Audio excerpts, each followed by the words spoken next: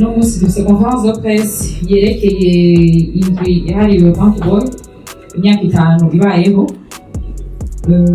Dufite ibikorwa byinshi muri iyi ndwi, ariko twashaka kuvugana namwe nimba ari ibibazo mwamufise byerekeye iyi ndwi yahariwe BantuBwoy, nimba hariho ama-exercice mukeneye, ibibazo ça dépend y'ibyo mwifuza kumenya.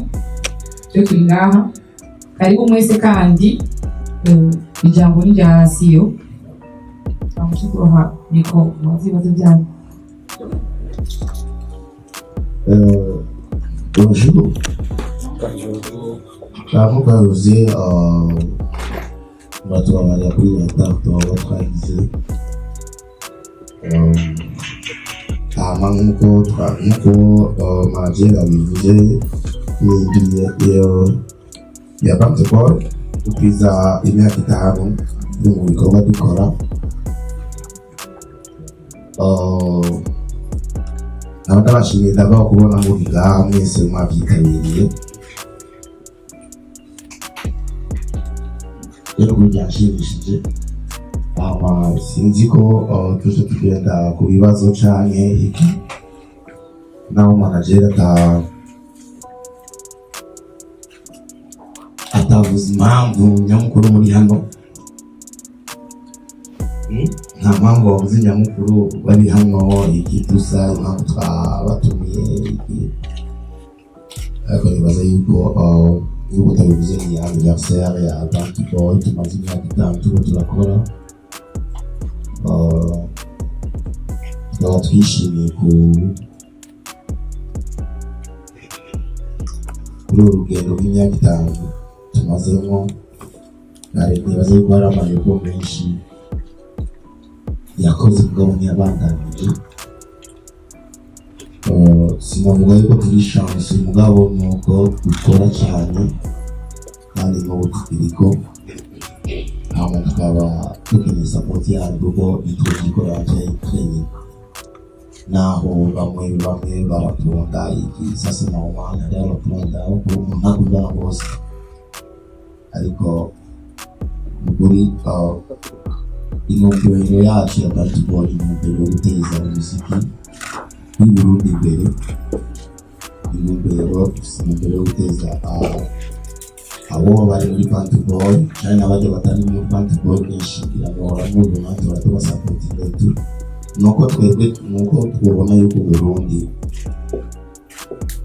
bugera imbere twicishije umuziki kuko turasa turima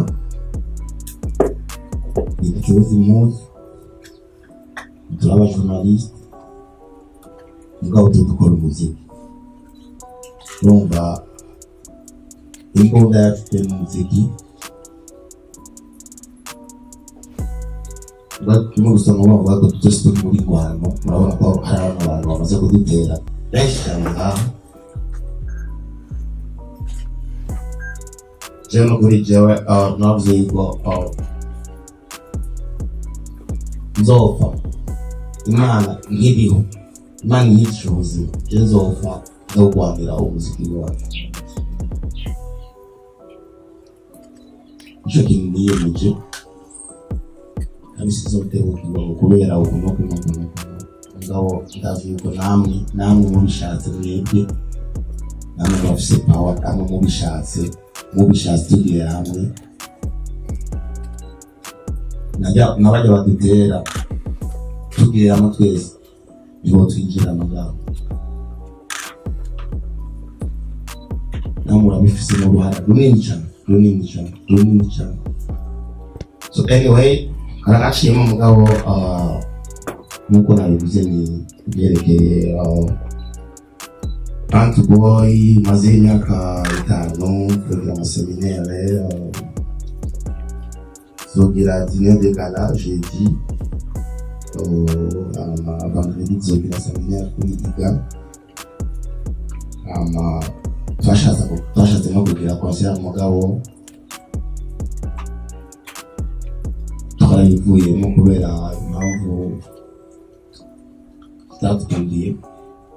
Ngaho kino gusa nuko twese turakunda nanjye ndakunda umupira tumefana umugwi yazitireka tuzogende tucare hamwe abazoba babishakira abo umupira twese hamwe kuri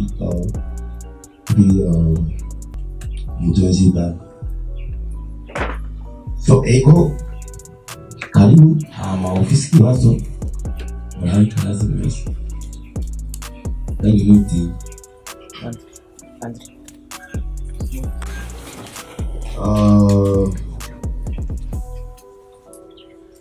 jeni baza yuko hari ikibazo babajije sepa ingorane tumaze guhura nazo haisite ikitusa jeni baza yuko tuvuga ingorane kuko ingorane simavu umuntu uzivuga mugabo jeni baza yuko novuga tuvuga icyo tumaze gushikako kuko nishoha na mohari n'abandi sivyo ingorane za mwabisi hose. Nimba duhimbaza uno munsi imyaka 5 nuko hari iterambere ryinshi ryashyize muri BantuBwoy. Turafite imigambi myinshi, turafite ahantu tumaze kwigeza kuko n'ahandi turi kuba twarabiretse. Tukuvuga ati nta kamaro gahari ko kubandanya atakintu na kimwe twinjiriza cyane ngo intérêt yacu kuturoma intérêt. Turafite ibintu byinshi tumaze gukora biri privé umuntu adashobora kuvuga mugabo nukuri Imana yarafarakoze niba mushaka twarakoze tumaze imyaka 5 mugabo imyaka 2 n'inusu imyaka 3 yose twakoze ubuntu. Ariko turagwana tuvuga ati kimbo twagishinze gake soko kibandanya. Abaririmbyi twasohoye mwarabibonye benshi baraje iki hama twaje abajesi bagendera muri noze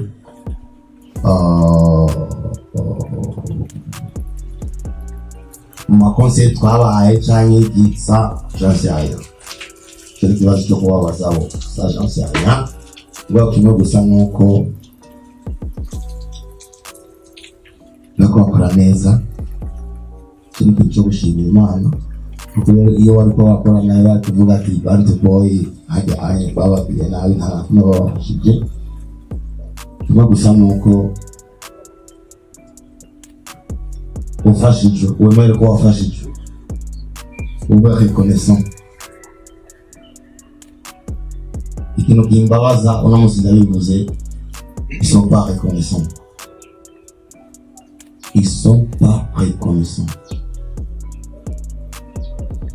tout ça, moi je m'en bats les couilles, je m'en fous. Par contre, où ça, au terrible, nicyo kintu basabira kumana mugabo kuba reconnaissant kuko utazi urava muzofumenye ikoraje nta n'umunsi no nimba jewe nkiri ngaha c'est pas parce que ngo ndirimba neza kurusha abandi bantu bose cyane iki c'est pas parce que ngo ofisa amahirwe menshi non c'est parce que nkora c'est parce que weke nege et tout tu vois c'est parce que nzi aho navuye c'est parce que nzi aho shaka gushika fisi intumbero ziwanje hari abo twatanguranye byarabananiye je sais pas pourquoi hari abaje basanga aho baragenda baragaruka abandi baragenda ngabo genda cyane ngaha kuvuga yuko ngo fisi amahirwe menshi cyane no hari impamvu ndiga iyo mpamvu rero bamwe bana tugira amaseminari badashaka no kuza mu maseminari bagasa peut-être ko mugane akoresha imiti no jende umusenzi umwana w'umusenzi nani ndaseka fise amafuti yanje mfise ibyo nkora bitoranye mugabo ndasenga cyane ariko kubwitanga Imana yampaye ndayikoresha neza. Ese suzugura nansuzugura unsuzuguri singwana ariko uje kuntera irame libre, ça c'est normal. Usotoye Abana ko ni problem.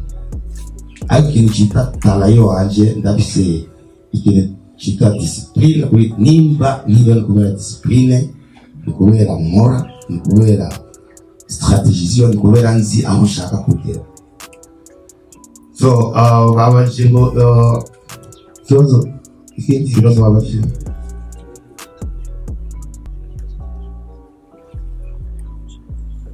wairindi mwako muri BantuBwoy cyangwa abafashije wazogaragara muri ino sabukuru y'imyaka 5 ugusuriye utamuvira kwitiki babajije ngo eske abo twagendanye abo twakoranye abo babakinga muri BantuBwoy eske bazo participa muri noze kandi ndabugene ugusuriye ntamusubira ngo akwita ikibura tuzokorana nabo bashaka nabo babonye yuko hari ikintu twabafashije muzobabona hama bajya abantu batabona ikintu tuba twarabafashije no nibazoze kuko nta kuntu umuntu reka ntituvuge byinshi mugabo tuzokorana n'abajya bazi yuko bari reconnaissant bavuga yuko hari n'akajya kantu gatoya babafashije. Hari umuntu iyo ufise inyota akaguha n'agakombe juste k'amazi gusa uzobakoreza ati hariyo arige nari ufise inyota nakaya nta amazi yo kunywa abandi batamuha amazi voilà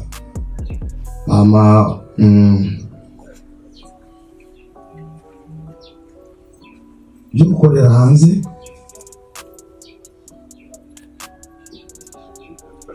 no bafashiki kamba turimo urakomeye jena byo no bafasha nabafasha nuko bakora gusa cyane bakora cyane bagakora cyane kandi ndabona hari n'abandi batangiye kuja hanze nuko biteze ko barakora biteye yuko abantu jeni baza yuko benshi batabatumira kubera ingeme bavuga ati peut-être bagiye bazishobora kumaya kero ko ndabibona parce que igihe nari Bruxelles naje gukora ibya concert barambajije abaririmbyi jewe shwayi wanje ukabona yuko ubona gute banakangiye nakanibo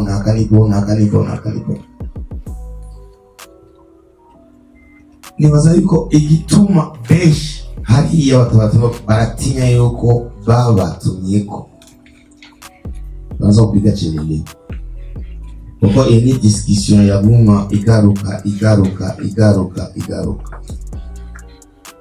no ni byakweli mugabo abaririmbyi kuvuga yuko ngo umuziki ndondi ngo nturagera ahantu ariko turi hariya benshi barifuza yuko apana jewe gusa barifuza yuko abandi baririmbyi boza hariya barabyifuza cyane mugabo ikibazo ni ikibazo cya confiance eske baje bazosubira inyuma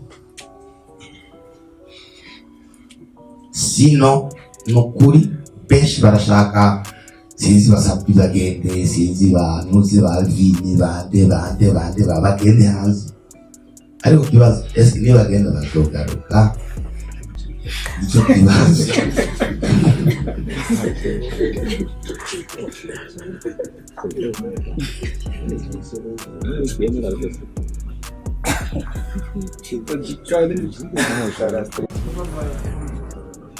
ngira ndikundishira ibibazo byawe ari witeka ndiko ndabivanga byose okay kiri kibazo wari ninde yari yabashije ikibazo ngo yandi wari wabashije ngo ingwano y'ingwano ingwano guteza imbere umuziki niyo cyo turimo ko wanagacishije tuna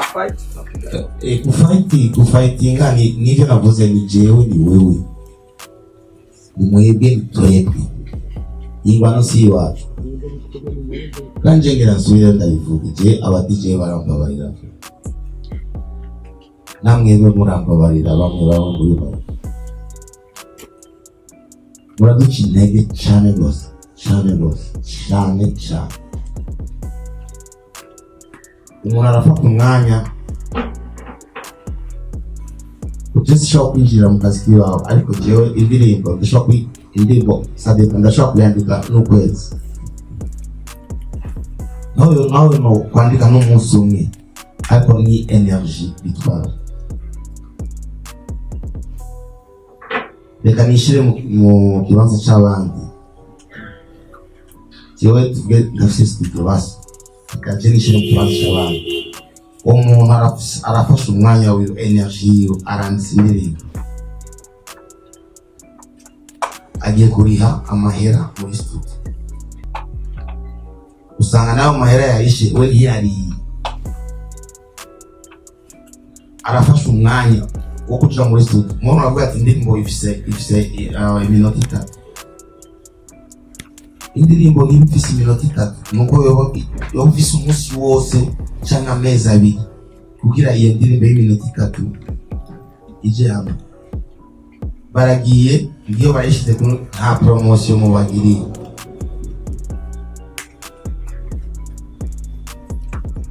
Mu TikTok tubona benshi mwigira indirimbo zo hanze, hama tukaca twitoga ngo twebwe naho nta muziki wacu ntaho uri kurashika, ega nitwebwe nyine twisamburira ko ngende.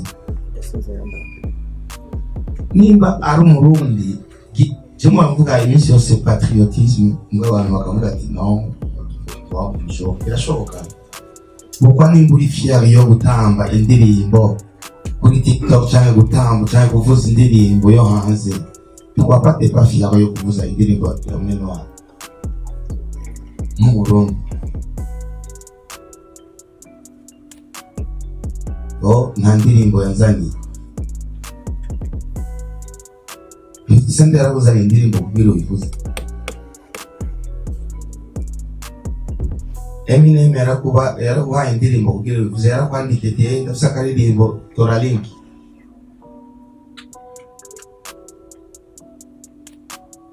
Ifoko tubishira mu patriotisme,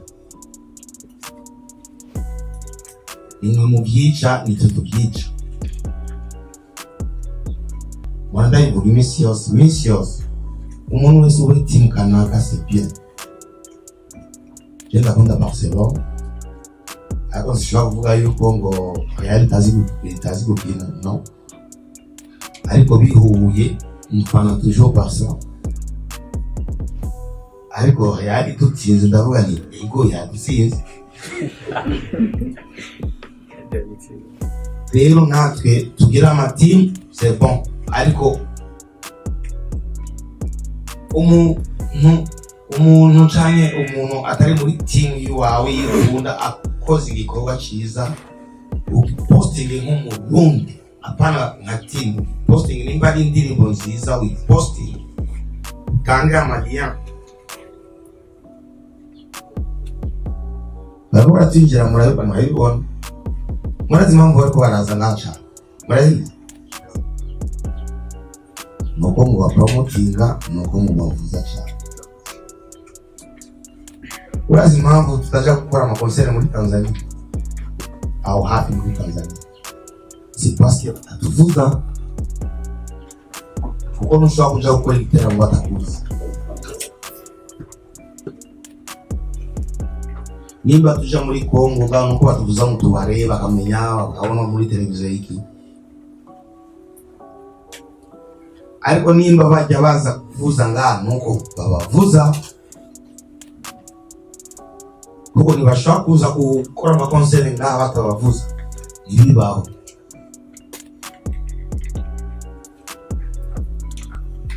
Kandi baraza bakadutwara amahera bakaradutuka. Yara ru DJ number DJ number linde yarababajije none ko kuva Jensa ngaha ntarumva indirimbo za amabwati yo tension, numva indirimbo z'abanyarwanda gusa. C'est la honte. Trop. Nimba bakimvuza no mu Rwanda nuko babuze aho banshira gusa, nuko babuze aho banshira, nuko babuze aho banshira tu. haragize imikenyero ifu natwe tukimikenyero so kuvuga yuko byari nari ndi muri fete byari numva umukobwa aradutse ngo yari fete nyine ibikiri nyine barbecue numva umukobwa aradutse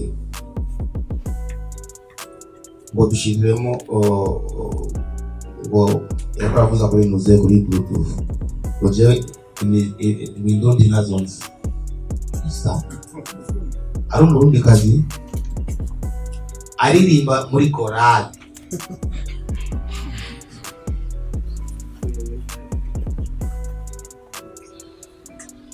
wendi nibuzo muri nta kanovera zifise wendi nibuzo mu Burundi ngo zitambika na snow iratambika mani n'amayaya aratambika koma kuvuga ngo ntizitambika bavuje n'umuduringa wota j'étais tellement choqué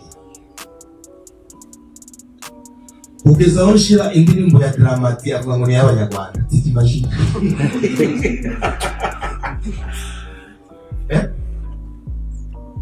hapa nshiramo nizi wanje ngwinda yizi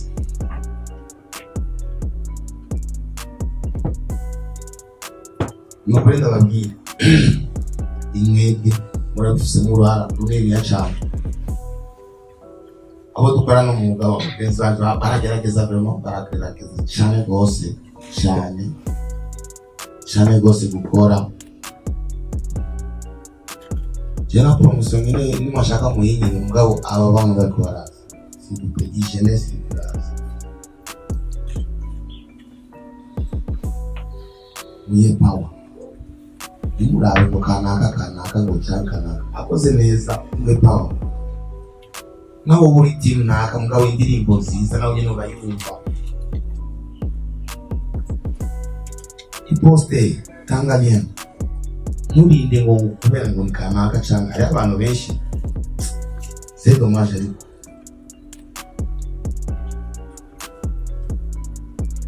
twashaje gusaza n'imigisha y'abantu batashikanye aho nshikanye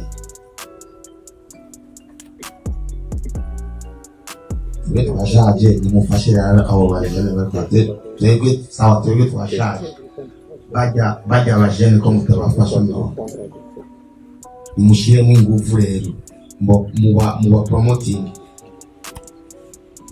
nuko twashaje mudukure mu ntara zokora n'abasaza nkati ariko bajya abajene nimubahe power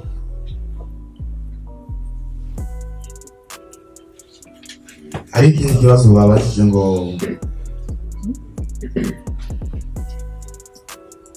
abartiste bari muri BantuBwoy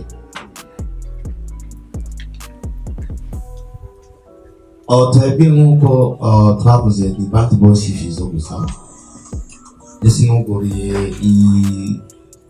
iyi studio mu nzu ndaririmba rero nyine nimashaka mubaze n'abantu bose bari bakora ngaha na password ya computer neza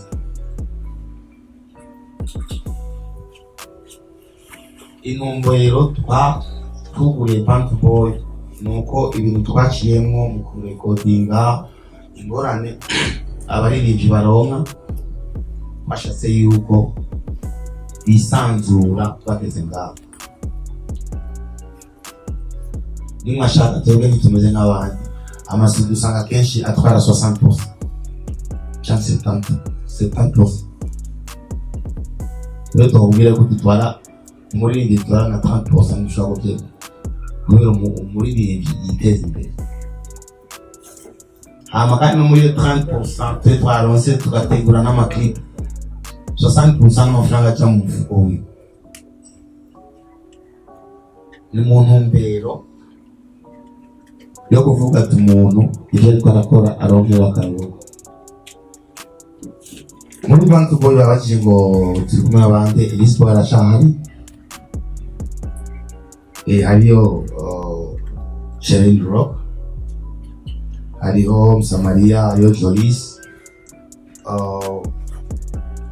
nibaza yuko hariyo benshi bashobora kwibaza ati mbega ko tutababona ko badakartona cyangwa ko bimeze uko nuko ibyo nicyo ziri mu mwanya wacu kugira bavuga iminsi yose gukora ku mwanya nka guhuduka ngo nibaza ko biri mu masitrategi bituma iriho iri muri list zishaka kuba uwa mbere, zishaka kuba uwa kabiri, zishaka kuba uwa gatatu, zishaka kuba uwa kane, ariko muri disi zishaka kumba muri abo disi. Siniko ndabana ikibanza cya mbere ngabo sinkeneye ikibanza cya nyuma. So ikintu cyose n'umwanya wacu nk'uko bajya baje turabategura n'abandi turiko turabategura. Nejo bundi niyava muri BantuBwoy azogenda weti mu mutwe hari ikintu nahakuye c'icigwa muzobabona, muzobumva nk'uko n'abandi mwabumva barahari. Nuko dukenye nyene, nuko tudafise amahera menshi, benshi bariyumvira ko dufise amahera menshi. Jewe n'ukuri nari gufata abaririmbyi bose nkabashira muri BantuBwoy bafise ubushobozi, kuko niyo ntumbero yacu, nico kintu twifuza, nuko tubabona abaririmbyi ko baratera imbere, kuko twebwe ejo n'ejo bundi tuzokinjura. Eske inyuma dusize abaririmbyi mwabumvise barahari. Sinzi ko hari ikindi kibazo ari ibibazo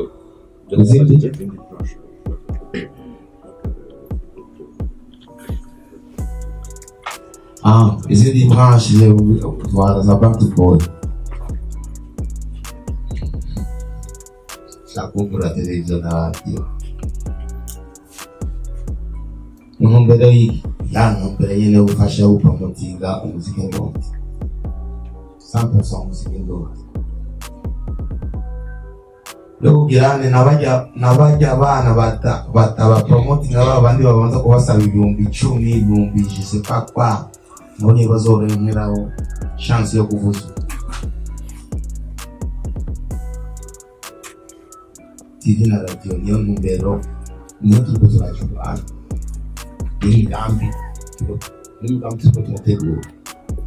Nimba zoba muri 2025, nimba ryari ngabo niyo migambi dufise. Ese murazi ko ibiri mwabivuze, turasaba modo, dufise team ya football, dufise ariko ubu anye imigambi hari televiziyo na radio.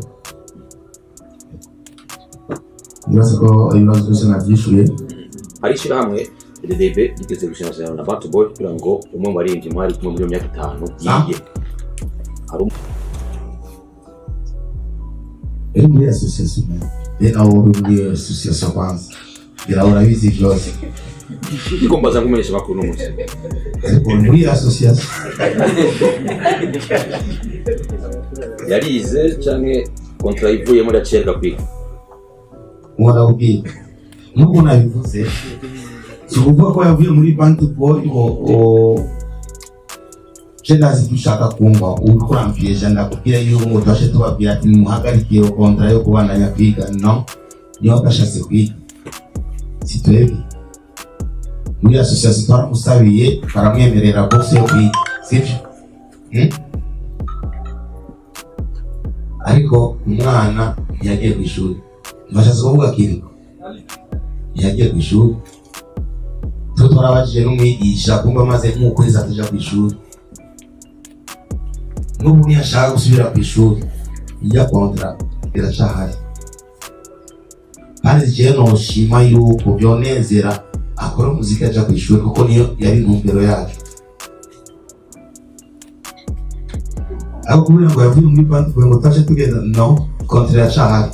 Uwo mutima turi naho dufise ngo ibihagarike ngo paske ngo ubu ariko bavuye ngo ibihagarike bijya bihagarike. No nibazo babisha no kontra iracahari n'ubu bashatse, kuko iyo association yaratubajije tinone tubigenze gute ko twebwe twamwishije kubera mwebwe twabaye iyo muze kubera mwebwe, kandi ko batari mu tubigenze tubihagarike. No mubandanye mumuriha amashuri. Abo umwana yashatse kuja ku ishuri yabiba kitwebwe yarabihebye, ariko cyo noshima no kuri subira ku ishuri agakora muziki yiga. Bibaza na bindi bibaza byose nagishuri. Nashaka kumwunganira ku kibazo yabajijwe cy'abari muri BantuBwoy. Yabishuye abafise contrat ubusanzwe munzi. Hariho batatu baje bava muri projet Isanamu ngira mwa bikurikiranye. Hariho witwa Jacques yatsinze. Hariho Riziki na Gordon bari gospel nabo nyine tuzobafasha. Hakaba hari n'abandi artiste dukorera ikintu bita management digital. Hariho Edna naza kuyaje Shani Queen n'abaririmba gospel. Hariho peut-être mu misi bakingorongorona dufashe management digital. Kubera kenshi nimwe twaravuga twe umwanya munini dufata kuri BantuBwoy no kwigisha. Uri umu artiste abazi kuririmba cyane mugabo atazi gukoresha amahezo sosio, atanaye afise, atanaye email afise, atana abantu followinga kubera atazi ukuntu ajya mu bya YouTube n'iki byo byose. Donc twe turagira formation ku artiste aussi yinjenga hayi. Donc c'est pas seulement kuja muri studio gukora indirimbo bakora clip, ari ibintu byinshi ukeneye kumenya. Ukeneye kumenya ukuntu ama platform akoreshwa. Haba artiste benshi ngahaye badafite ama platform kandi ari ikintu gishobora kubariha akaronka ya mahera yo gukora clip, akaronka ya mahera amutuma kagasuzuguro kamuvako. Urumva abo dufise muri uyu mwanya nabo dukorana afise contrat, abari muri projet n'abandi dufasha gushobora gukora neza akazi kabo mugabo basanzwe bahari batari under management ya BantuBwoy Entertainment. Voilà, nivyo nashaka kuongeza kugira mu bitahure neza. Nikoze Tunaanze kwako. Serikali inapambana na nani? Watu. Serikali ni watu, ndio. Kama leo mheshimiwa Neva yuko pale sababu ya watu, ndio. Kwanza ni sisi wenyewe kwanza. Kwa nini sana wakana serikali sasa ina support mpira? Sababu mpira uko serious. Serikali hapo mechi inaweza kufanya kama sasa ya kwa serious. Asidanganye mtu. Mambo tunapigana mabibi sisi mafanya nini na wanaona kama hatuna umoja. So serikali haiwezi kufanya chochote kama sisi wenyewe ya kwa serious. Nishaga wewe kuongea na watu wa serikali, lakini wanasema ndio kwanza kwa serious tutawasaidia.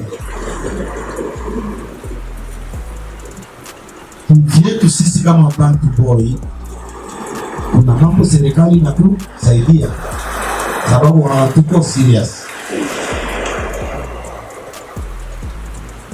Kuna project ya president ambayo siku ndani sababu wanatuko serious. Sawa ndugu zangu nao kama wataka kuwa serious hawezi kusaidia. Siku sisi tutakuwa serious, serikali iko tayari kutupatia hela. Iko tayari kutusaidia kwa chochote kile, hata Mungu. Na ndio maana nilisema hivi, ni sisi wenyewe kama ukiwa timu fulani sio mpaka eti sababu ule katoa lipo mbaya au katoa lipo nzuri usiposti kwa sababu eti timu fulani. Tukulia mfano hapa nchi jirani. Kuna wanakompananga lakini ikitokea mtu akitoa wimbo wote wanaisupport. Na ndio maana sasa leo wanataka hapa lakini sio kosa lao. Wale kusema kwamba wanaimba sana vitu zidi hapana. Ni sisi wenyewe tunawapatia hiyo power. Sisi wenyewe. Sio sio wao tu wanaimba muziki mzuri sana kutuzidi, hapana. Wao wenyewe wanasema kwamba wao inspired kutoka hapo Burundi. Musician kutoka wanakuwa inspired na musician kutoka hapa Burundi. Hawatuzidi talenti, hawatuzidi muziki mzuri, hilo wanalijua, lakini sisi wenyewe hatujui.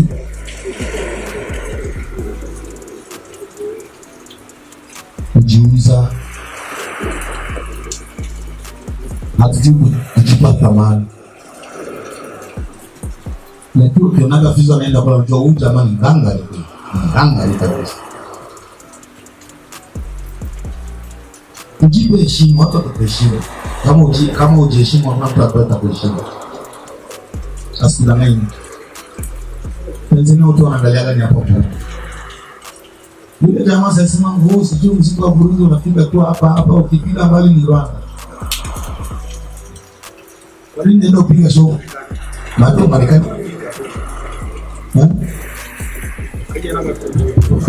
Kaja nagasuzuguro tutuisuzuguro. Watamuza nangamu kama mamilioni. Leo wako wanatutukana wenyewe. Sababu ya nini? Sisi wenyewe hatujipi heshima. Hatujipi thamani.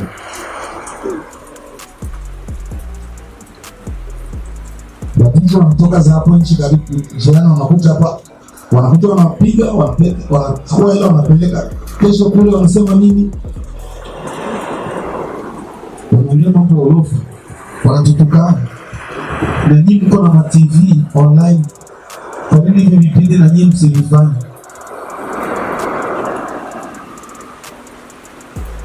Mnakadia tu sijui nani kwa ya vumbi na aka ya vumbi na hizo ni biba. Wengine washangaza vita mapema.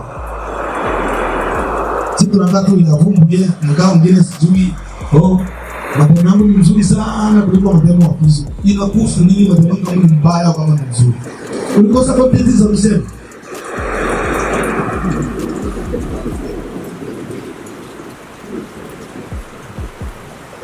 Kitu kina kizuri chake uone kweli. Hili mtu wao kingine tulewa na mimi. Hawana demo Fizo.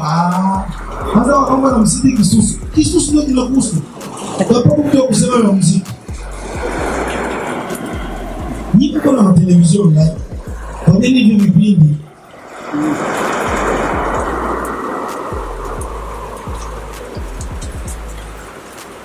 Mwana mimi na history tena ma interview sababu ya hiyo. Nikija kwa interview na bisa tuna vile vile dondo. Mimi tena na kujidondo na.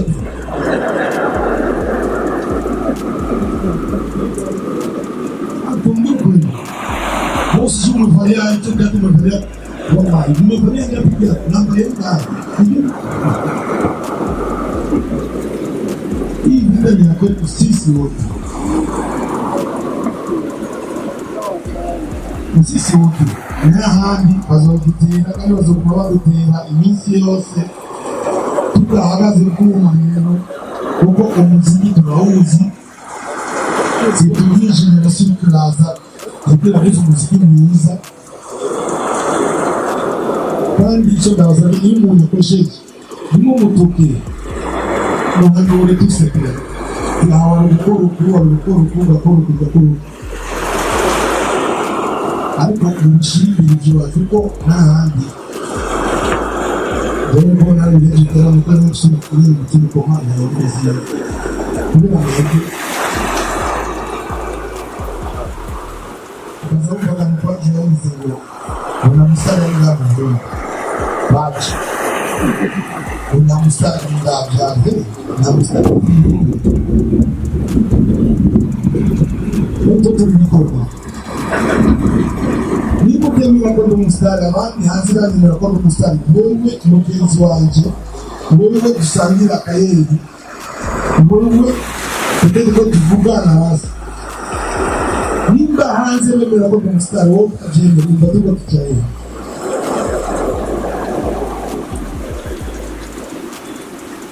tuchaye una mstari ni mwe yo niko stari to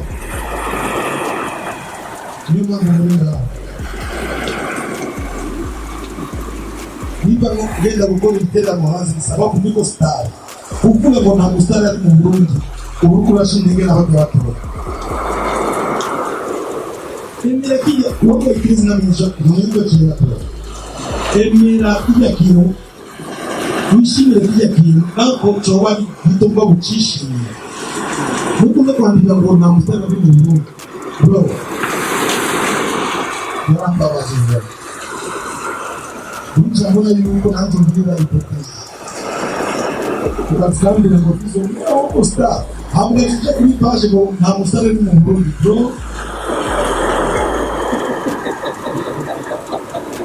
Muri yo star. Bito no star na star.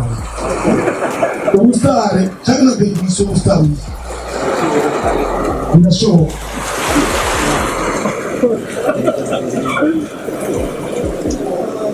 Numeshi bavuga ko ngamba muzi definition star. Umaze kumenyekana nawo star.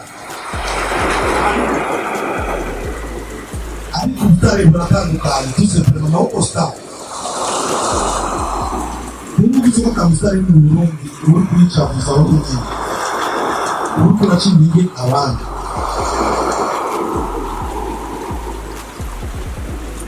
Kuna masari. Nao amavuta atandukanye ngo tacha abasitari bro umugiye akaririmba agakwiza abantu amajana 5 baje kumuraba bro umusitari unakabena ko bitera abantu bakabyumva bakanga bava takina abage na mama bro muri concert bro umusitari Ele não queria conselho, pode dar seu conselho, vai para o mundo. Bruno, se tu me verá, eu te disse. Porque tu a coxa, não me coçou. Para quando vamos estar ali o dia, não.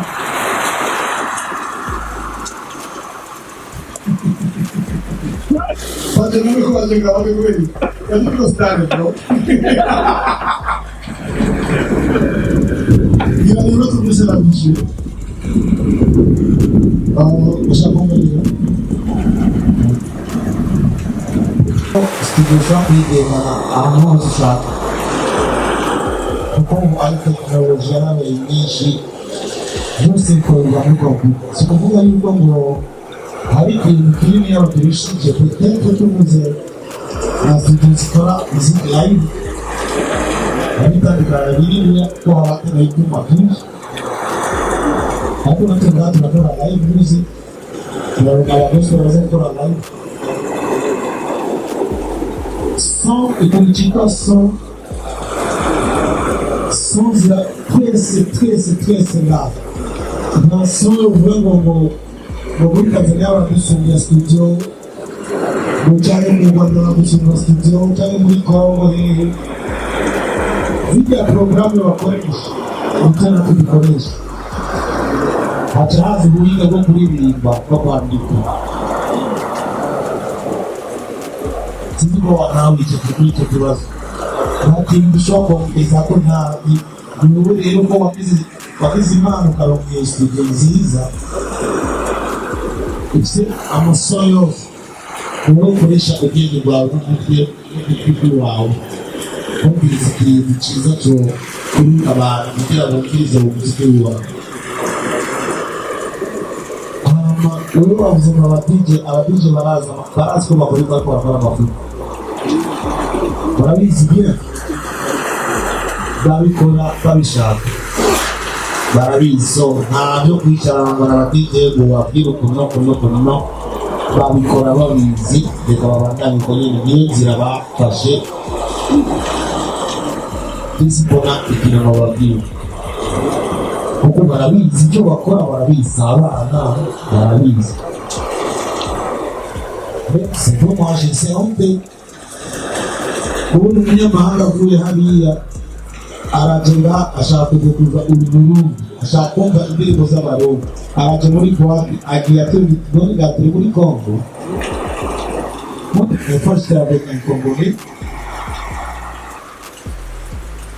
anambia nyimbo hizo kisha kama masaa 3 siasikia nyimbo yake ababijeni bafu tuko Nigeria nisho seku dunia makongo sijui wapi vuba woye lejande si yakozikia nida mpilo mjinga bila usinde problem nawe hawa ule bati kuyari ya chagua kulipale za mpolisi kubera tucheni kabarikamu tucheni hadi yo mungani amisi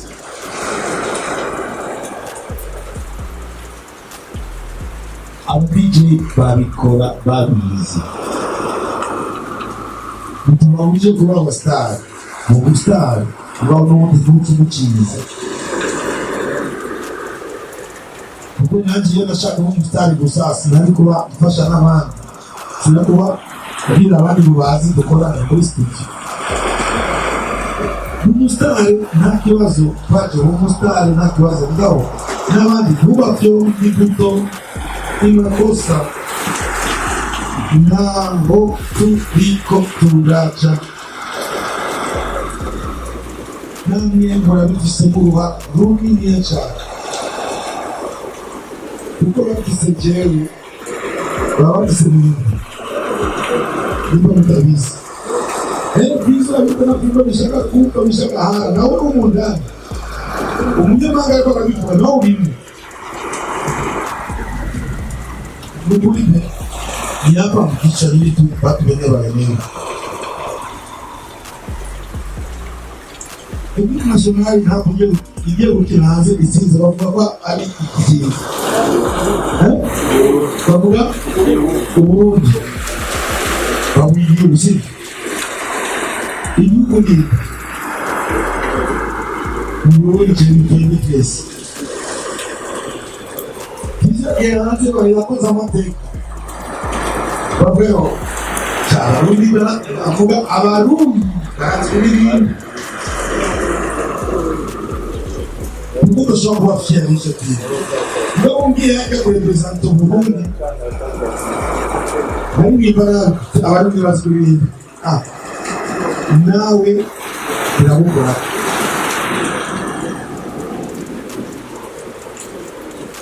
ntabwo nabikora ko niko abantu batazi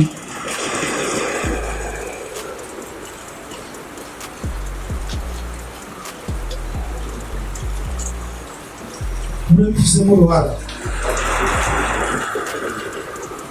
ukuripe n'ahandi barundi baragerageza cyane ariko ni mu bakineka nabo murabije babakineka nayo maradiyo yaho yandi si yose baba y'amaradiyo yabo bigize imyanya abantu n'abapapa babo urafise umushahara urahembwa ibyo mwana agiye ntiyariye yikokoye atangana ibyo numva mutarabira agiye muri studio niyo shaka yaje n'iradiyo n'amaguru yatigise n'amaguru umuntu bataragiye n'amaguru kuhemba ari umuhungu w'abantu kuko yakora ubutwayi banzikora poromosiyo umugiriwe poromosiyo umuntu niba ari komisiyo umunyezo naka muri impo wenyezo kwiyongera ora akayimukasi no kuriga ukarize kwiza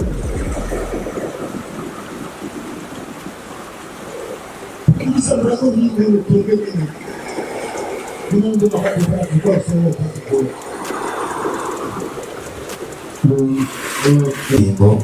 Nk'uko navuze je simpa kuvuga kandi ubundi mukabo hari uko abantu bashaka c'est vrai que nakoze indirimbo zibiri mwabwirere ye yarubitera yanjye sinkora ibintu juste par hasard non banabipangiye nimba nashimiye gukora amakolabo menshi ndafite amakolabo n'izindi zitarasohoka nabaye concentré n'amakolabo parce que iyo umuntu agusabye kolabo nuko abona aba kwizera ndafise kolabo n'Abakenya, ndafise kolabo n'Abatanzania, ndafise kolabo nako ni menshi ngo tarasohoka tusubiremo. Ariko nimba kubona barashimye kuvuga yuko abandi bavuga ngo ntituzi gukora ngo umuziki wacu umugera kubera Abatanzania badusaba amakolabo, ukuvuga ko batumviriza.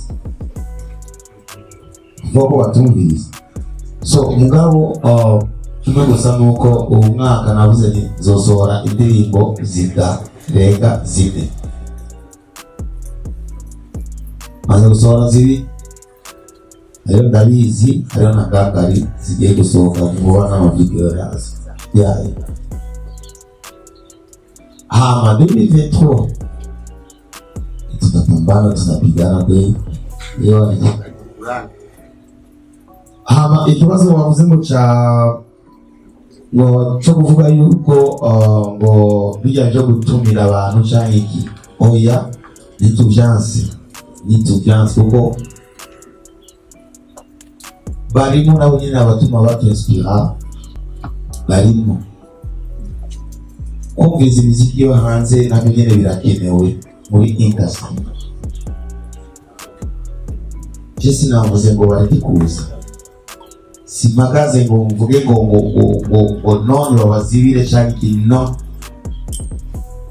Agaciro baba niko cyitwa ndagwa, kandi agaciro baba bakaduhana.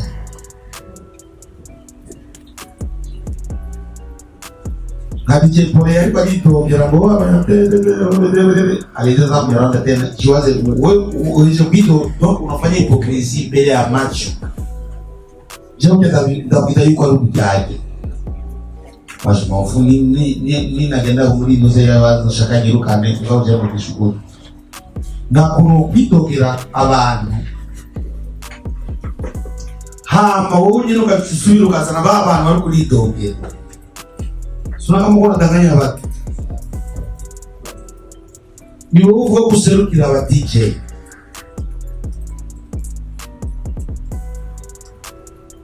Ugatakukana ririmba.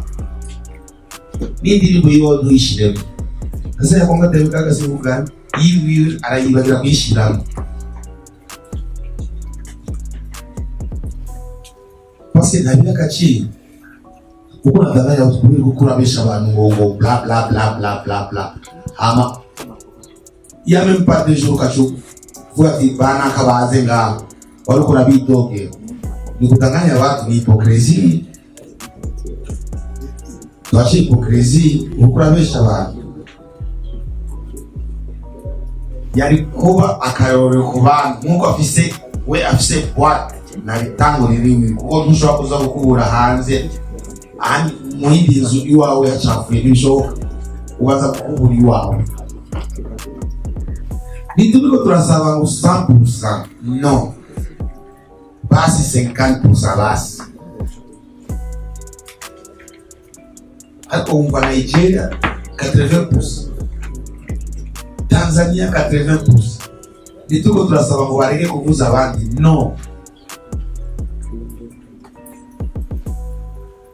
Au moins 50% basi.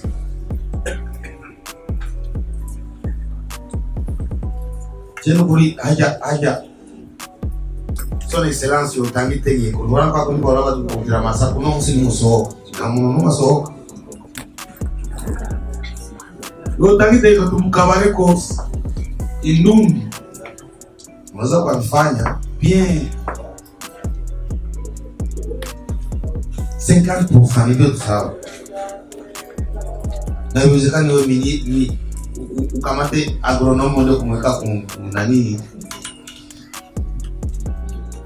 ministère ya jeunesse ya kitire, ukamate agronomo mweke pale, atafanya kitu gani?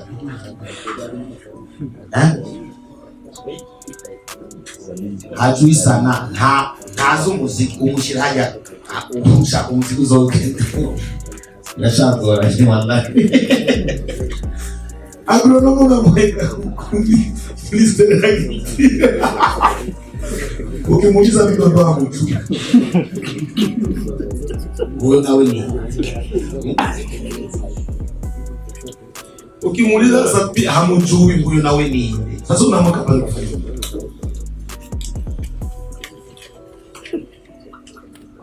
sasa afanye nguvu pale apaweke mtu mwenye anaelewa muziki huku ikirana basi na hafi muziki.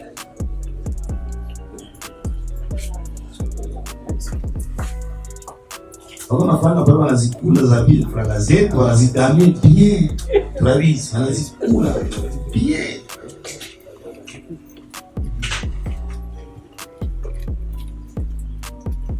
Kwa nini mwavuze ngo choku guza badije shai amasemera tora dukora nayo ariko kubera ari BantuBwoy pose ntibashobora kuza bijyabe nako cyasubira hanze ubundi nabo education seminera unagaje education ubutumye abantu bose hama ejo uzovuga ngo be nakabikora gute tugize seminera tuko tushapigishanya turabe aho tugeze turabe ibibuze twicare tubiganire ahagondamye tuhagorore ariko benshi niyo baza parce que c'est BantuBwoy qui a organisé ça donc je peux pas y aller. Il y a complexe d'infini. Je suis kujaria tuzoshika hadi ya tushakuja jari ukashaka kuza kurokora umwe kweli urarangwa jendo ndumviriza ndafite experience yaje mugabo n'ubu jendo ndumviriza abantu bamukonseyi ugereka umuziki usohoye n'indirimbo ndashobora guhamagara naka ewa kuyasikilize indirimbo meze gute ariko nkora n'ubu ndumviriza amakonseyi yeni niseka abantu batazi ngabo nari kuvuga ati ça fait 20 ans nijewe na undi nijewe nako pomba kulitosha ariko jusqu'à maintenant ndumviriza y'abandi bambi afata indirimbo ayumvisha abantu bazi yuko ari abagenzi ti numva imeze gute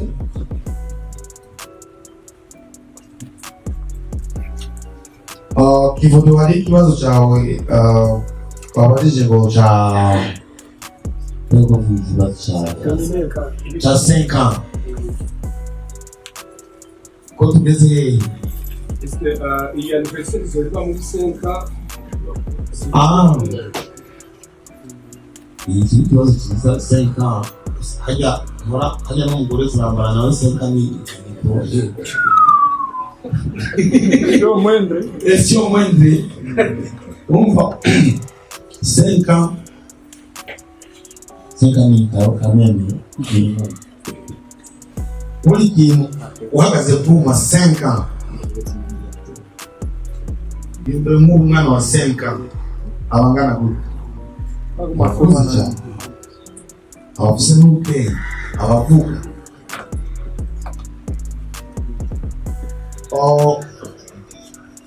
Jenny baza yuko icyo tuzora tugikora chaque 5 ans. Chaque 5 ans tukora anniversaire. Anniversaire ni misi yose ubona byose abari anniversaire. Kwa ari umuntu abapfuye cyane. Rero ni anniversaire misi yose.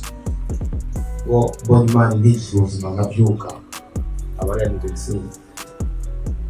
Ariko ukoze ikintu kigahagarara 5 ans uri umugabo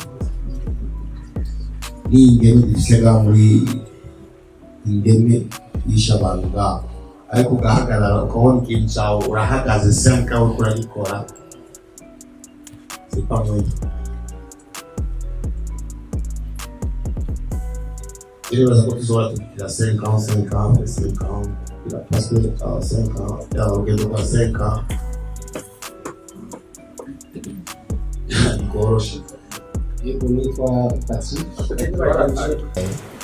Zote vitweta. Niyo mpamvu usanga mpamagara kenshi. Niyo mpamvu kenshi utabona bampamagara mu iteramo. Na niyo mpamvu nikorera ibiteramo by'iwanjye rero. Basi badafite noti yo ku. bijanye n'uko mwidoga igiteramo cyahize oya ni wowe nyine erega ntakubesha utihaye agaciro nta muntu n'umwe azoza wumva agaciro nta n'umwe Edison utiyubashe nta muntu n'umwe azokuba utangura kuri wewe nyine rero n'abantu bakora konsere za gusa kugira baje gukora collabo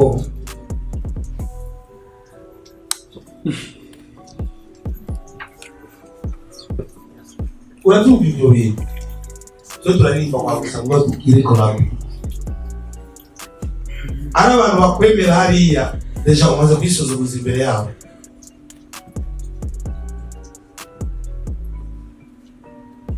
jewe nimba utabona ntakora ibiteramo byinshi kubera inoti ndabasaba iyo ndabasaba je ndayizi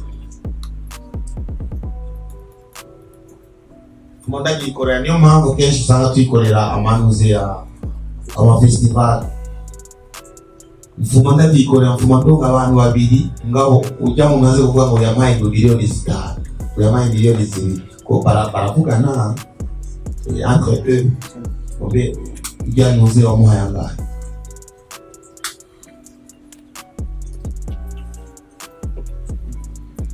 donc ni kuvuga yuko twebwe nyene tutihaye agaciro inzira ntiyica bro ufise umuryango ufise abagenzi ariko hari abandi bavuga ati bana nili asa ninde turasambana ungena nakuya nasamba aule ukatalia mimi pateza singani ndapiga ibyo ni ibintu bibaho no kuri pima ebana nakadusabyaye unaona kunto tugira mwaka yana fulani yeye ndakula 500 ipeta 400 mitakuya Edison ngaha utihaye agaciro singaha gusa mu buzima busanzwe utihaye agaciro utiyubashe nta muntu ushobora ariko abapiti bo ngaha benshi ntibazi kumanzuresha barashtukia kuwa wastani amasoko niyo mpamvu mwana mvuga imisi yose iyo dukoze seminaire abantu baranga kuza kubera kutamenya ibintu bya monetization ngaha turabigira abantu bose baca muri BantuBwoy kuri YouTube baranywa amafaranga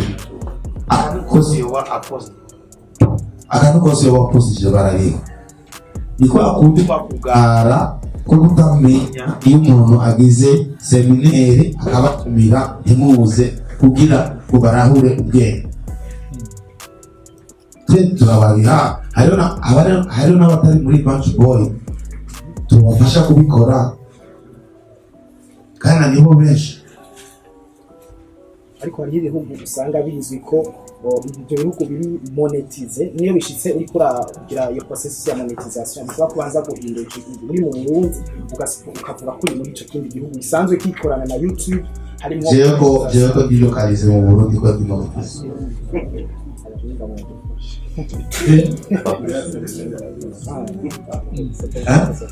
bawi utamenya cyangwa ugira unyungani utamenya ngaruke kuri iki kibazo nyine naje kwishura ikintu cya monetization cyangwa kwakira abartiste mu bindi bihugu twafigiyemo kenshi kugira abakira umartiste agiye hanze biva ngaha nyine mu Burundi ni nka kuri umukuru w'igihugu yagiye muri Azi ni hehe biva ngaha nyine mu Burundi babazi yuko azogenda hariya mwakira etc delegation n'ibyo byose ntahamagara abagenzi biwe ngo nimuze kuri aeroport muzana amashugwe n'ibyo twako turavuga two turabaza nyuma ya keza twe tumutateguye akarere niko bimeze amikini naco kenshi natwe turonka ama invitation menshi yo kuja gukora ibiteramo hanze menshi cyane kenshi ibintu bigomba kuba nuko harazamo kenshi ibintu cy'agasuzuguro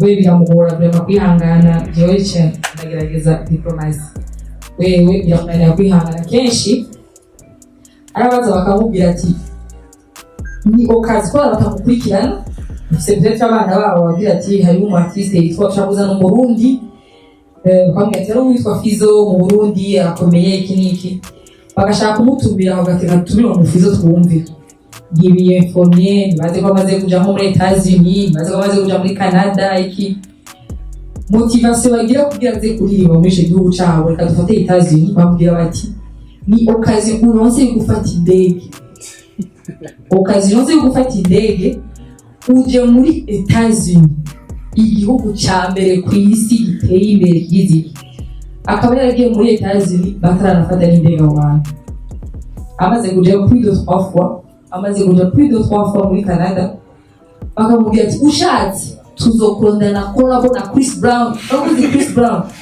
donc ayinama nama motivation baduha kugira tugende gukora ibitaramo haje kugira tubakuriye cyangwa bakurinde cyane ikizi wanse naho bagacava mu mubona ngo wiciye ngo batoyi bawe kubona wanse kuza gukora deja wanse gufata indege wanse kuza muri Etats-Unis wanse kumenya na Chris Brown ibyo byose byo bituma ati bizozotwa guterura abarundi umva ko akarenganya ubwo abantu muri ngo abashike ku mbuga abavuge ati abantu nabakoze ibintu ubwo ejo ashaka kurondera ubundi akabyemera akagenda agacaga ubashaka indi cy'amaseminaire reka turi kuvuga seminaire ahantu abanyamuziki tout ce qui est les acteurs culturels au Burundi bohurira kugira ivyo bibazo bihagarare ivyo bibazo bitorera inyishu hariho abantu tubanye ngaha akubwira ati je reka gushira mu giteramo sivyo uko umuziki musanze ni business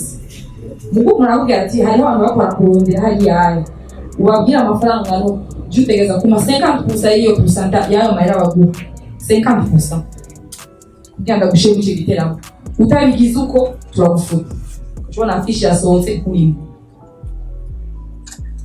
ivyo ni ibintu bisanzwe tubayemo ni ibintu abartiste barakunda kuvuga kugira ngo ntibabure ibiraka muba ni ibintu dukwiye kwicarira tukavuga tugashikiriza imbere ikete rikandikwa risinywe n'abartiste bakomeye mu gihugu hagaca hajako n'abandi bantu secteur culturel wo mu gihugu bagasinya iyo kete rivuga ati hari abantu batotejwe ari abartiste benshi batotejwe ngahaye bari obije kwemera inisha nikize kugira nta kundi bakeneye gufungura tete bakeneye promotion kuja kuri iyo stage ngurumva akabakorera twekeshe nk'ibiteramo dukora igora ibiteramo birimwe abarundi kenshi abarundi bataboneka kandi tutabeshanye la plupart y'abartiste baza mu biteramo bya BantuBwoy nka muri festival tuvuge après baronka ibiraka byinshi kubera bagiye kuri stage ikomeye bagiye kuri stage kumwe na Fizo ejo bazobahamagara kubera barabonye kuri affiche baguma bibuka twebwe tuba dukoze akazi karenze no kumurimo mu artiste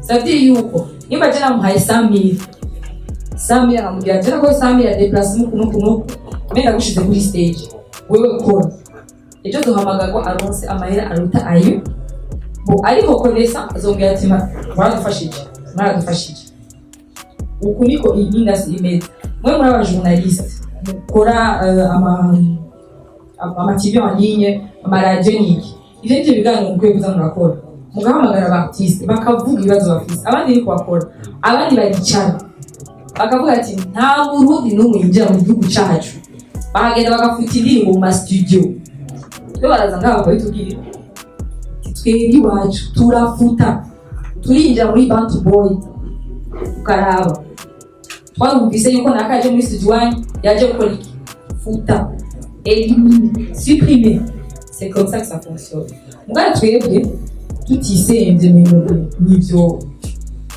fonctionne neza niko tumeze turasukuntu turashaka guha agaciro ibintu byacu abantu bacu kuko jewe ikintu mukunda kuvuga nuko ataba artiste iyo byose tubona ngaha ibyo wabaye muri ngaho kubera umuziki wiwe nta manager ashobora kudasima ataba artiste ahari nta maradiyo culturel ashobora kuba ataba artiste ahari ibintu byinshi birahaba kubera hari umu artiste l'artiste c'est la base de tout tutamuhaye ni uko ufise igitego utakivomerera ejo ukabona kirundi ugatangara sans les racines icyo gitego ntikiraduhuza n'amashami niko industry yacu imeze mu mwanya nibaza ko icyo kibazo nacishuye acagaruka ku kintu cya seminaire mu busanzwe ukuntu yatanguye ikibazo cyari kimwe abartiste ni agaciro abartiste ukuntu uruhara rutufisemo ni jewe ni wewe na mutezi turi ngaha gitwa agaciro abartiste bacu dufise twama turi ku mwanya wose kurondera akantu kabi ku artiste kurondera akantu kabi ku artiste iyo turiko turatera inkuru ntitwobeshanya mu hariho amatimu mu Burundi izo ndo mutana ariko aravuga nawe mu artiste niyakumvise uriko uravuga nawe mu artiste arakuraha aho gati kugira n'ivyo ubona ariko arakura waza gaciye kandi batanavuga nshi nguko ibi bituma ariko aramuvugira avuga ati twebwe twaciye muri mushaka kubatahura ingwano dufise je bamfashe nabi nuko bafashe nabi kiribi nuko bafashe nabi dramatique bafashe nabi nabagiye batambika ibundi twese badufashe nabi iyo critique wowe uri kurakora uri manager urigira abantu mucyaye ibaze abandi bantu we influence uko bazogenda bavuga abandi ngaho uri kuravuga mu artiste wari wese ntakaba muri BantuBwoy ukamuvuga nawe urasohoka aravuga ati tu ne sais pas y avoir donc tu n'as pas nta droit ni mufise yo kwitukundi mu artiste donc seminaire rero yaje kugira abantu bose les acteurs culturels bose bicare bavuge hamwe ubwa mbere waraje imbere warabonye byagenze haje abantu benshi n'ababikira baraje mu babikira harimo abaririmba harimo abacapa harimo n'abainformaticiens bisigura yuko abo bantu bose n'abantu qui font partie des acteurs culturels muze secteur culturel si muziki gusa ni ibintu byinshi savye yuko umuririmbyi kugira asohore clip yiwe cyangwa asohore audio yiwe arakeneye mu producer atahura informatique arakeneye mu styliste amufasha kwambara arakeneye mu agira décor ce qui rappelle l'art donc kumenya gucapa just no vera gusiga ko navyo nomenya arakeneye abadanseurs ils font partie des acteurs culturels arakeneye mu photographe mu vidéographe akeneye équipe nini cyane kenshi tudaha agaciro abo bantu bose nibo batuma artiste asohora indirimbo nziza imbi atwajeyo bishenga iyo clip sinomanye ndayimonda sinomanye ngafata angle hariya n'ubumenyi butegerezwa kuja hamwe bose kugira iyo clip isho gusohoka abo bantu bose bafise des droits zibaraba ivyo bintu byose ni ibintu twiga muri seminaire hari abavoka badusigura icyo bisigura droit donc la protection des œuvres bari bahari badusigura mu gifaransa no mu kirundi barabisoma byose mu gifaransa no badusigura haraje muri obede bien sûr uwo barungitse ntiyamenye n'ibyo yaraje gukora kuko twamwagije ngo twamwagije uramuzi fizo uko ntasa n'ugiye cyane imbere nicyo nsaba menshi wumva nta discussion nini yahabaye ukumva déjà c'était foutu à l'avance pour le ministère de culture yamaze mwanya muto yaragiye hari wa obede non pardon wapi à l'époque kugira adutanguze icyo bisigura n'ifu umartiste amakori etc byose ibintu tutazi donc benshi batazi bimwe kuriha amakori ubugira gutonda aya makori hari gacererwa akamurisha amande bagira iki ku izina rya Big Fizz hari yamugira ati none wowe bigira iki we kuriha amakori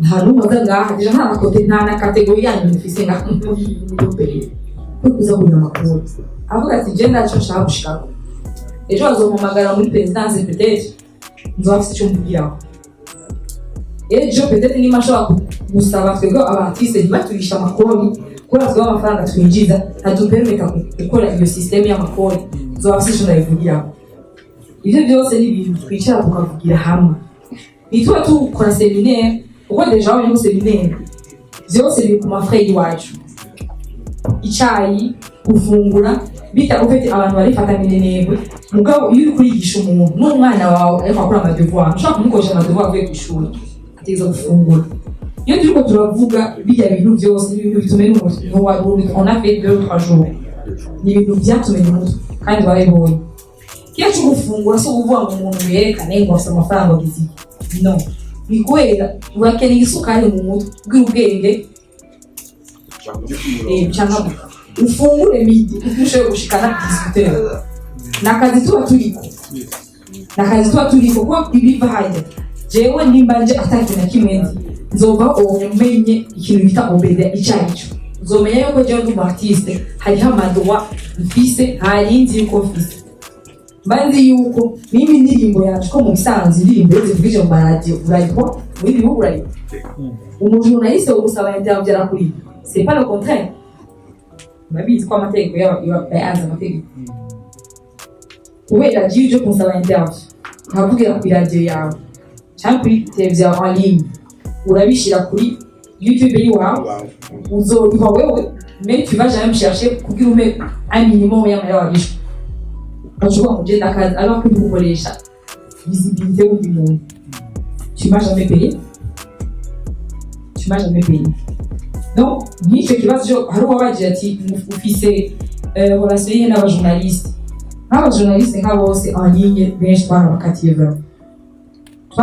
kubera twamatugira ibibazo même récemment twarabose ikibazo twavuga tuti finalement ibintu bikora kubera iki kuko urumva hariho ikintu cyo kutubahiriza umu artiste yarinze yicaye imbere yawe akaguha umwanya w'ibintu ashobora gukora izindi ngo zitandatu zimuzanira amafaranga akicara imbere yawe akaguha ikiganiro akaguha icyo ushaka cyose mukumvikana iki kiganiro kizogenda ukuntu uwo kubera wavuga uti mafu ashobora ko bishakira ubwira neza views iwawe ukore ku gatwe k'iwawe amatitire atabaho guteranya abantu bidakenewe uwo muntu ushaka kumuvugira ngaho ngo ni ibintu bihari niwe ejo n'uyundi no muri izo seminaire zidufasha twese tumenyane twubahane ejo habwiza ikintu tuti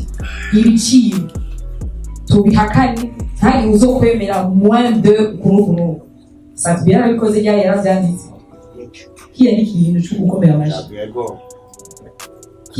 cyo gukomera amashi n'abatise bose bacandika kandi bagikurikiza nimba zobikibyiza ariko ko deja kucandika c'est déjà beaucoup ashaka ko ari piège abazi zo guhamagara bakamukaza onga mu bindi gushende kutara kantu mugurumva sadi yuko ari ibyandikina ke sadi ko babaye akinyijwe yumva yuko yama de respect quelque part donc ça veut dire que artiste nka bonda vuze yumvirizwa baprefa guha agaciro abandi bakemera kuja munsi y'umu artiste atanazwe no kumenya tuzi yavuye mugabo wewe umaze gukora amateka ukemera ko wagushira munsi byose ni bibazo muri seminaire dukora donc ça veut dire yuko abantu bose bari bavuga ngo twotumira ministère bande mu bisanzwe imbere yuko tubatumira il faut que déjà twebwe tuba ordonné mu bintu dukora siko kuko tubatumiye ko birafa parce que byagenze birabara byibuka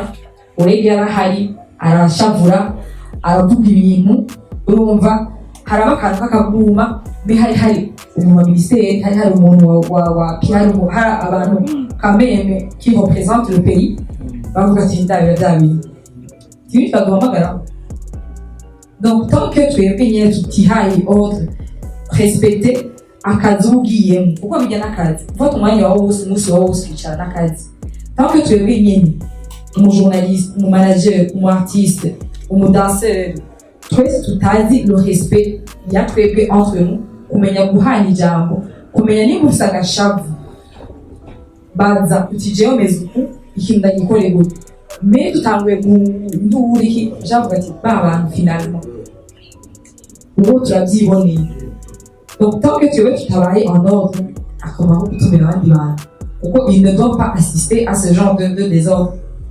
urabyumva donc ça veut dire que twebwe nitutegeza kuri ya discipline twishire ku murongo tumaze kwishira ku murongo niho twofata tukaja no mwibara abantu bavuga ati dukeneye agateka dukeneye kuko tuba tuzi yuko twese dufise mind imwe twiyumvira kimwe turazi ko n'uwo tuvamo twobiyamiriza wenyine akaza gusaba ikigongo maybe iyo ntabwo turashika ahantu twumva yuko turi hamwe aho ntiturahashika urugendo ruracyahari mu bwanyu bazi ko tuzohashika kuko ndabibona namwe murabibona yuko buke buke ibintu biriko birahinduka baratanguye kuza n'ibikorwa vya leta barahamagara abartiste bagaperforminga bien sûr le cachet n'est pas toujours le plus satisfaisant ariko quand même barabona yuko atakintu culturel coba umu artiste atahari canke ikintu kirepresenta igihugu umu artiste wo Burundi atahari ibintu nk'ivyo amastage yatanguye kuba menshi ubu ushobora kwidagadura waja gufata stage ngaho ibintu byinshi biriko quand même biriko biruguruka donc ibaza ko ico bisigura ko umuntu avuze menshi mugabo ibaza ko cyari gishoboye niko ashaka gusigura abana BantuBwoy bose tuzofita hamwe nabona yuko BantuBwoy business ari dini ko bavuga kuya mubona ahantu hose huzuye amalogo n'iki c'est pas parce que ari ibintu biboneka umuntu yanditse izina ubuye ubona abafana Diamond ahantu hose usanga muri Diamond bakubisemo BantuBwoy usanga bakubisemo abartiste ngabo babona bateye imbere kenshi nka mu gisagara umuziki nturi ubwiye hagati mu gihugu nibo bazi umuziki icyo bisigura umuziki ndundi nibo babizi niba usanga mu mazu yabo mu miryango hehe mu matelefoni muzu arengera akayicapira twe turamaze guha imipira impuzu ibintu bya BantuBwoy abantu benshi usanga muye mwibarabara yawe wicapiye na stilo akakubita ngo BantuBwoy gaturi mu mutwe reka tumuhe t-shirt sinon par rapport ibintu bya BantuBwoy ama t-shirt notre logo il est certifié au niveau international donc ça veut dire yuko ejo dushaka dusupa tugende gufata ati wewe ko hariho musheri BantuBwoy hariho sound of feel BantuBwoy hariho ibi ikarangaza BantuBwoy hari ibintu byinshi ya BantuBwoy ariko fashima est-ce que naho nyine kibazo est-ce que abo bantu babikora ni BantuBwoy bene ducanke nabandi bigana bagashira kwizo kwigana ils sont fiers bari fiers ya BantuBwoy n'abafana niwa wundi ejo azanga hayi akakuzanira ikiro cy'inyama uje BantuBwoy twari ibintu byinshi tutagura kubera hari abantu bari tellement fiers uzubona barungitse umuntu akira twe twaba ni BantuBwoy twabaguriye akameme twabaguriye iki impene ikazona isegutse ngaho n'abantu bari fiers ejo nitwumva ngo tubafata abantu gusa nuko ngira umusimo bezo zivuga ati twone sa societe menshi ya makuru birashobora gushika mugabo wese sino bikaba ni piège nawe nyine byabayibona n'abafana vraiment ils sont fiers ya BantuBwoy ils sont fiers ya Fizo donc bavuga tuti jewe ntakise BantuBwoy ikintu jewe ni mamengo ndikunda yego nta bintu by'umujyaje cyane ibintu byo gufata mu bantu tubafate uyamba kuri BantuBwoy ngo yawe yikoreye ngo tumwiruke inyuma vraiment toi est malhonnête chaque fois toi donc ma question est quoi profite à votre nom bakavanda votre nom pour que bobo biarishisa bakaronka badukora promotion ni nkakuya kuri YouTube normalement bavuze bati ko abafara shavura basanga umuntu yashize ko indirimbo kuri YouTube akayisubiramo akayishira kuri Facebook akayishira twe mu nyinshi twakoze ijya ni promotion nini kurusha wowe wishize ko wenyine rero sadiri yuko jewe ushize kuri YouTube yiwawe ukashira kuri Facebook yiwawe indirimbo yanje iyo tuvuga ngo barononera abandi ijya ni promotion si tu as les plateformes ama views yose aja kuri YouTube aja kuri Facebook aja kuri Instagram aja hajya hose wewe wazi kuri kurambira cyangwa kuranonera meraji wanje ava twirirwa mu avoka hari umuntu yagiye bashirako hari umuntu yafashe giruko atubwiye ati yekarega izi ni promotion ko bakorera ariko barabakorera akazi ibyo wowe utogiye gukora niba barakorera sadiri yu mu ma statistique baduha wanditse Fizo baravuye wagiye gufata indirimbo yiyo uyisura kwisha kuri Facebook barayiha no ubiruka inyuma kubera iki ko barakorera akazi no ni ahandi ntawo atwa muri iyi myaka tugezemo ntawo giprofita ubundi izina ry'umuntu ryarangizwe iza risertifiye ahantu henshi urinze ujyandikwa rivuga savye ko ile paye ararihwa donc si ukuvuga ngo ariko ari umu artiste aba ariko arariha n'abandi ba artiste bose bahari n'abo bataba bari certifié babavuze indirimbo yabo bakayishaka kuri hehe aho bashaka hose ils sont payés mais bafise ama plateforme allez juste les réseaux sociaux Facebook et n'iki ntibabari mais quand tu as les plateformes zuguruye ziri ngaho za Spotify za Boomplay za dezana barakurira tout le reste ibibazo yuko bimeze neza ibibazo byakwiye twishyuye yuko mubyipfuza ibibazo ni byinshi ni byinshi cyane ntitwobyishyura byose ngo tubiheze abashoboye kwiyandikisha muri seminaire ibyo bibazo bazobyandike baze babibaze kandi muri seminaire twararimise abantu baza guparticipa kuko sino twobwira tuva abantu benshi kandi urumva hari ukuntu abarundi mugomba gukora ibintu aradenye minute arabanyandikiye mu gatondo twandike alors que on a déjà clôturé twarabaze gukwiza non peut-être que niba neza igihe turashobora gukora iyindi nka seminaire zitatu l'année prochaine kugira basi abatashoboye kuza mu ya mbere baze mu bikurikira kubera yitwa kwa kundi nyene c'est la valorisation des artistes et de leurs œuvres yindi yakora urugamba rw'abaririmbyi je nibaze yuko twoprotira ngaho siyo kubona baduteka yubuza ngaho mama kwideplasa abakoza muri dukorana n'abandi wasigira abadeplasa aho gushaka hose abaje ngaho bicho sio blagira abadeplasa aho muja hose hamikini kinashaka gusaba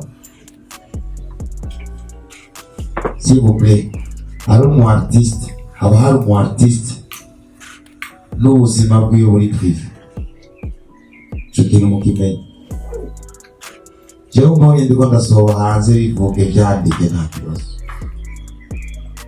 me atona kwinjira mu buzima bw'umuntu bwa prive hari umu artiste hari n'ubuzima bwiwe buri prive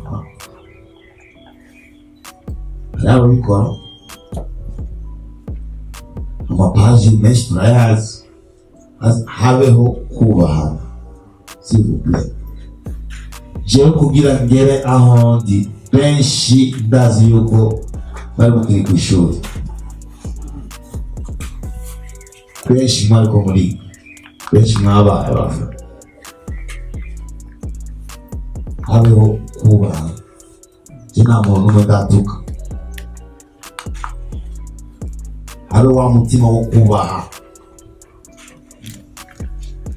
nimba naririmbye nabi bivuge mugabo ntuze kuntuka kuko byari igihe muranshaka gukora ibintu bwami ubwo uwo mutima ndawufise simba shaka ngo guprofita nkoresha izina ryanje kugira ngirire umuntu nabi no uwo mutima ndawufise ngabo uwo bubasha ndawufise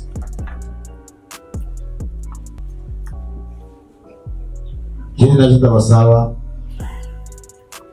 nimupromotinga abo bantu nimubapromotinga s'il vous plaît nimuhanahana amalinki akosheje yumbwira ikinyabufura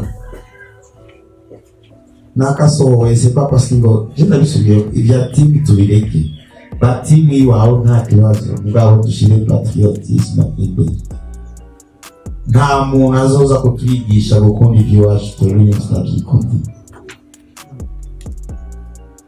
nasohoye indirimbo naka yasohoye indirimbo iposte hana link turabe ko bari bazodusuzugura ariko niba badusuzugura nitwe tubyitera